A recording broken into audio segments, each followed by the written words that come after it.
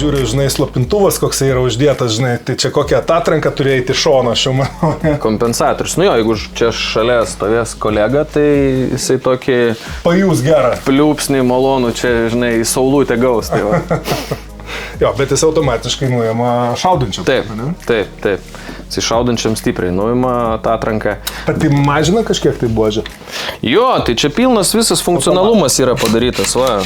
Į petį atsiremti, į kur tada jos pats pasilginimas.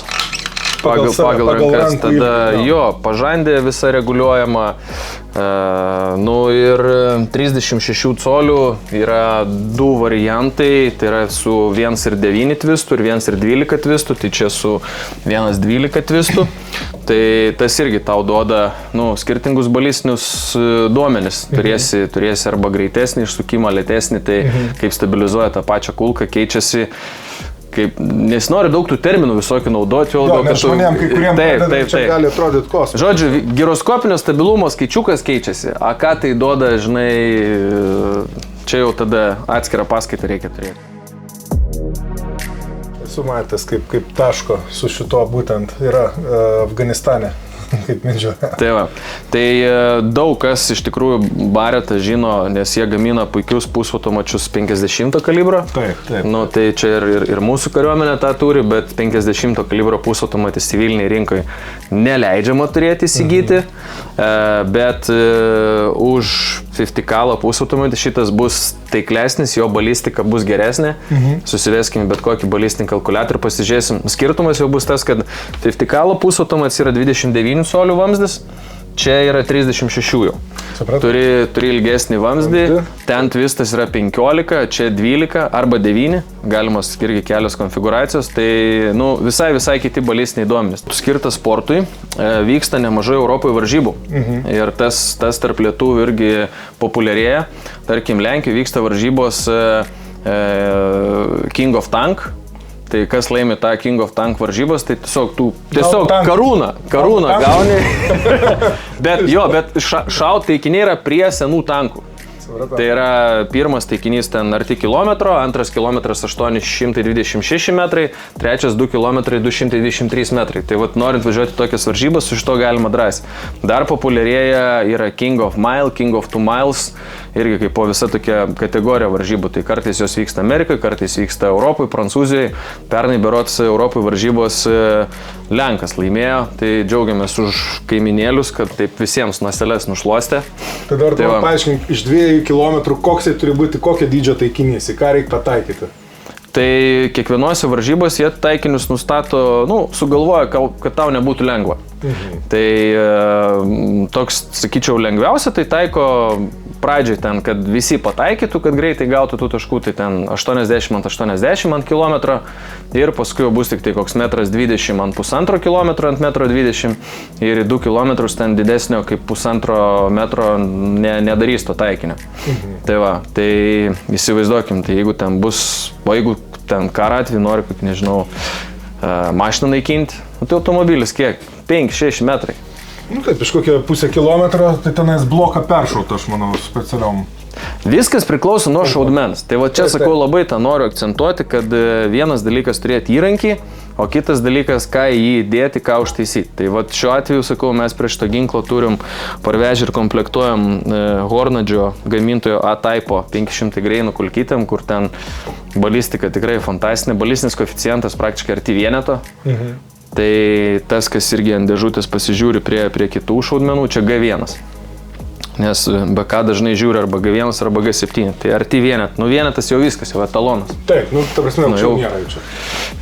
Teoriškai nėra, praktiškai jau yra atsiradus. Peregrinės kulkytė, kur viršė ir 1,2. Tai dirbtinio intelekto produktas. Jo, bet čia sakau, apie balistiką ten atskirai reikėtų, tai tiesiog sakau, čia yra... Išmokim su paprastai šoviniais, o paskui eikim link tobulybės, ne? Jo, tai va, Aistė, mes kartu su jie šaudom labai ilgą laiką šaudė ir dabar tebe šaudo su Giraitė, su ta pačia. Tai ir iš esmės, koks skirtumas, jeigu tu esi kažkur taikinio kampe, taikinio apačioj, tai su kuo tu šauni, tai tu būk pirmą per centrą, jau įgyk kaip šaulys tokį įgūdį, kad tu esi per centrą, nu paskui mes jau ieškokim to geresnio šovinio, to geresnio užtaiso, kad ta tavo grupė būtų mažesnė. Bet šauliai šiek tiek nueina į šoną, atvažiuoja ten pirmos, antros varžybėlės, čia reikia reloadinti, žinai. Ir 80% savo jėgų, energijos, resurso iš karto ten. Svarstyklės, presai, matricos, parakas, ten gilinasi į tuos receptus, taip toliau. Pamiršta pačią esmę, kad reikia šaudyti. Jo, kad žmogus turi būti tas pagrindinis indikatorius, o ne papildomi kažkokie tai priedai. Mes kažkada važiavom irgi vienas varžybas, tai blemo, tai pausis pradėjo linkti, žinai, vis ten kolai, reloadai, parakai, ten, žinai, tas, nes, sakau, hebra, jeigu norim rezultato, tai mes 8%, sakau, turim šnekėti apie aplinką, apie vėją, apie sąlygas, į kurias atvažiuojam, apie taip toliau, pasižiūrėti, skaityti tą poligoną, bet, sakau, jeigu 8% žinai apie ten šovinį reloadą, dėk tu ką nori, jeigu ne į tą pusę ant optikos bokštelio pasuksi, būsi netaikiniai. Taip. Tai va. Tai ką? Nu, pradžiai, žinai. Pradžiai turbūt tiek. Aš įsivaizduoju, kad klausimų tu tikrai sulaukti. Aš tau siūlau, kaip sakai, koks turi būti tas šaulio kelias. Tai tavo šaulio kelias turėtų prasidėti nuo šito, nes tu turi karinės patirties, tu iš visų kitų ginklų daugmaž esi šaudęs ir pas tave taiklaus šaudimo principai yra suformuoti. Tai siūlysiu tau šitą ginklą. Kodėl? Nes jis yra multikalibrinis. Multikalibrinis, tai reiškia, mes galim keisti vamzdžius ir, tarkim, nori treniruotis, šaudyti, įsistatysi 308, turėsi užduotį, galėsi eiti su Lapua 338. Mokėsiu 308, mokėsiu ir su 338, ne? Praktiškai taip. Ir dabar ten ateitys, ko galėsim pakalbėti apie skirtingus kalibrus, nes amerikiečiai šiek tiek nueina nuo Lapua 338. Čia va, mygtukėlis, ir išsitraukia dėtuvę. Nenoriu pamesti, žinai, dėl to pasikėliau, žinai. Čia jau 10 šovinių dedasi dėtuvę. Tai ir amerikiečiai dabar, pavyzdžiui, komplektuoja su 3 vamzdžiais. Tai 308, 300 norma ir 338 norma. Kiek toks ginklas kainuoja pas tau? Šitas 9. Tai va. Optika dar kokia 3 turbūt, ne? 3,5. Bet šito ginklo kaina rinkoje yra kitų panašių gamintojų. Aš čia, mes patys žinom, yra Accuracy International ar ten sako M10. Tai jie visi tos pačios lentynos ginklai, tik tai, filosofija, kaip pagaminti, skiriasi. Tai, pavyzdžiui, vienas iš tokių dalykų, jeigu imt, kad ir 308 vamzdžio twistą, tai twistas yra greitas, 1.8. Tai aš nežinau, kol kas gal komentaruose parašys, yra vis tiek žmonės, kurie domisi, ar yra kito gamintojo gamykliniai šautuvai 308, kurie daro su tokiais greitais twistais. Plius, kas man imponuoja, viskas čia švaru, gražu, spyna, kiek kartų bet atidarinėtum, jinai nelaukia, jinai nesikalatuoja, nesitabaluoja ir mažiau užsiteršia. Ir va čia uždarė ir va užsidarė. Nėra jokio užsinešimo, jokio brūdo, jokio purvo. Lengva prižiūrėti. Jo, tas pats vamzdžių keitimas, tai yra kitų ginklų, kur reikalingas įkišti specialų raktą, tada ten atfiksuoti ir taip toliau, žinai. Pasispaudžia, ne? Pasisuka.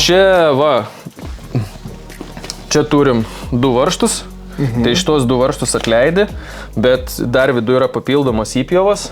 Ar teisingai pastatėjai, visada čia yra skaičiukai, tai skaičiukai į priekį, uždarai spyną, tada žinai, kad tikrai yra atsistojęs į vietą ir priverži. Supratau, nes kitaip turbūt spina neatsistotų, ne? Jo, ir tikrai pritaikyta lauko sąlygom, taktiniam sąlygom, kad tu gali keistis. Čia sriegio apsauga, net nepagalvotum, gal kad čia sriegis yra. Taip. O čia iš tikrųjų šitas atsisuka ir ant viršus gali iš karto mauti duslintuvą. Jo, geras. Duslintuvai to paties bareto iš titano, tai viskas ten labai faina. Dabar duslintuvo tema Lietuvoje irgi populiari. Žinai, kad nuo Liepos 1. Leidžiama jau dabar. Girdėjau tą dalyką. Čia iš tikrųjų, aišku, jau einame kitą lygmenį, iš tikrųjų, aišku, nes... Aš manau, senai reikėjo. Tai mes... Ta prasme, visi aplinkui tai turėjo, naudojo, tik tai mes kažkodėl negalėjom. Tai va, tai aš kartais, nes tai toks kompaktiškas, pažiūrėk pagal tavo ūgį, žiūrėk, jeigu turėsi kuprinę, tai net nelabai matysi, ne? Aš iki pistoletų nešiočiau. Jo, tai va, žiūrėt. Ja. Ne, geras daiktas toks paėmė į ranką, nu ir jau tiko toks, žinai, turėtų būti amžinas. Nu, galbūt, kai sako, amžino nieko nėra. Palyginimui, va, gali paimti medžioklinį ginkliuką. Tai aš tau galiu pasakyti atvirai dabar po to, ką paėmiau šitą ir šitą, tai man čia atrodo kaip, nu, atrodo daug šratukus, tai šaudysim, žinai, kaip iš softo. Bet šitas irgi, žinau, kaip iš medžioklinių, tai vienas geresnių. Jisai, va, tas polimetras nesibraižo ir medžiotojai myli blazeriuką. Žiūrėk, tiesaus pertaisimo spinas. Nereikia jokio sukinėjimo. Reguliuojama pažandė, irgi keičiami vamzdžiai, o čia du varžtukai atsisuka, pukšt pastatėjai naują vamzdį. Nu, neturi ginklo ten jau keisti kaip anksčiau, tai mane buvo prišaudė jau kažkiek. Tai aš kažkada savo ir pirkau blazerį tam, kad man reikėtų ginklininko paslaugų. Kad aš medžioju.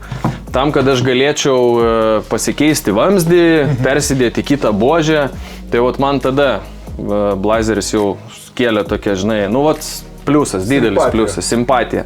Aš apskritai žiūriu pas tave tokių net, tokių kaip čia, kaip... Jo, čia ekskliuzyvinis toks iš tikrųjų modeliukas padarytas, tai man jis toks labai moteriškas, aš bet... norėjau pasakyti, žinai, čia moterims, kai vyrai labai įkyri turbūt. Žinai, tiktų visai. Bet, Aurimai, žinok, moterų toje medžiotojų bendruomenėje jau irgi daugėja. Ir aš manau, kad gerai. Nu ir yra standartinė, klasika. Medis, klasikinis ginkliukas. O kad medis, tai čia jau toks yra, aš manau, kad tai prideda prabangos, žinai, daugiau tokios, kad... Jo. Ir apskritai, žiūrėjau, taip gerai paraižytas, labai iškart maloniai ranką, žinai, pasiema. Taip. Nu, tokie dalykai, žiūrėk, prie rankinas irgi, nu, šiaip faini. Čia vat lygiai tas pats. Jo, tiesus atidarimas, va. Ir tik tai čiukšt į priekį užstumiai. Tai va, tai gal ir tu pradėsi medžioti. Ne, medžioti ne. Žinok, aš ne tas, kuris medžiočiau, aš žvėrį noriu pasigauti rankom. Tai aš įsivaizduoju, kad tu ramiajam vandeninė, tai ten ne vieną rankom ir pasigavai. Ten medžiojau. Ten man iš tikrųjų buvo medžioklė, žinok, šaudžiau žuvį. Bet tu, gerai, tu sakei man turi klaus, aš to turiu, su kuo tu ten šaudai? Su povandeniniu šautu. Ta prasme, nu, turėjai žeberklą kažkokį, bet nebuvai įkėlęs jokio video. Nu, savo laiku įkelsiu. Tai dar, ta prasme, iš tos kelionės ne viskas atskleidas? Ne viską. Ta prasme, aš rodžiau kažkokiam iš vienam savo live video, kurį dariau, žinai, iš vandenyno, rodžiau tą savo šauto, bet jisai, žinai, ten patikėk, reikia priprasti ir užtaisyti, ir bet kas ten tikrai jau neužtaisyti. Bet tai tu iš Kuršio tiesiog taip vedžioji? Aš taip buvau. Ar tiesiog akinius ir... Ne, gali, jis aišku skirtas po vandeniu, nes matai, kada tu šauni į vandenį iš oro, jisai irgi kaip balistika, lygiai taip pat yra sustrėlęs su to vadinamo žeberklo, ne? Jisai kaip paliečia vandenį, jis gali kryptį pakeisti, kadangi objektas po vandens tu priprasti turi, kad jisai gali būti ne taip, kaip tu jį matai, jis gali būti mažesnis, gali būti toliau. Tau atrodo, kai jis yra 10 cm, jis ten metras ir daugiau. Bet jeigu turėtum diplomą, jau galėtum man išrašyti, pas mane vieną medžioklę buvo iš 4 šūvių 4 žuvis. Nu tai ramiam vandenyje, žinai, prasišaudžiau. Ten žuvis gal 2 metrai ant 2. Jo, prasišaudžiau, iš tikrųjų. Vieną kartą šoviau, gal kokius 5 kartus, nei vieną. Nu, sužalojau, mačiau tenai, žinai, praėjo per nugarą, ten buvo užkybę, bet neištraukiau, bet per mažai, žinai. Bet Aurimai, kiek laidų buvo, kiek tu jau grįžęs dalyvavai, ne, bet dar ne viskas, dar yra perliukų, žinai. Visada yra, ir aš sakau, aš turiu daug medžiagos, aišku, tikiuosi kažkada galbūt kokią dokumentiką suguls, tai tenais bus daugiau detalių. Nu tai gerai. Aš tik tai sakau, apie ginklus kartais galvoju, kad kažkas vienas žmogus turi žinoti viską. Apie pusautomačius, apie pistoletus, apie, ta prasme, lygiavamzdžius sportinius, apie visą kitą. Kartais, kai ateina, nu, irgi pajaučiau, ten dirba pardavėjas ir, nu, užduoda kažkokius specifinius klausimus ir žmogus kartais stebės, o kaip tu nežinai, o kaip tu negali atsakyti. Aš taip sėdžiu ir galvoju, klausyk. Tu irgi, kai tau galva skauda, ar ten kažkas negerai su nervais, eini pas nervų daktarą, kai kažkas negerai su skrandžiu, eini ten pas vidaus ligų, žinai, daktarą. Jis nežinai, siunčia pas kitą savo kolegą. Jo. Vadina, kad jisai žino. Bet yra, nu, tam tikrai žmonės ateina į parduotuvę ir atrodo, kad vienas žmogus turi žinoti, žinai, nu, apie viską ir taip toliau, būti, nu, kaip enciklopedija. Man kas ir patiko, žinai, kad aš pas tavai, kai tai jau, žinai, kad ir tą patį pistoletą, kaip ir sakai, žinai, nu, mano kolega galėtų daug papasakoti, žinai, bet kas liečia lygiai, kas liečia, žinai, žinai, jau snipingą ir taip toliau, tai tu esi specialistas. Tai aš manau, kad čia viens kitą gerai papildo. Tai Markas, su kuriuo mes šitą parduotuvę ir kūriam abudu ir darom, tai jo, jam yra pistoletai, pusautomačiai, šiaip jis irgi kartu sportuoja, ten va, tie visi medaliai, tai ten Marko. Tai Aš taip manau, reikėtų gal parodyti mano ginklą, kokia žala pasiėmė. Jo. Galim padaryti pauzę.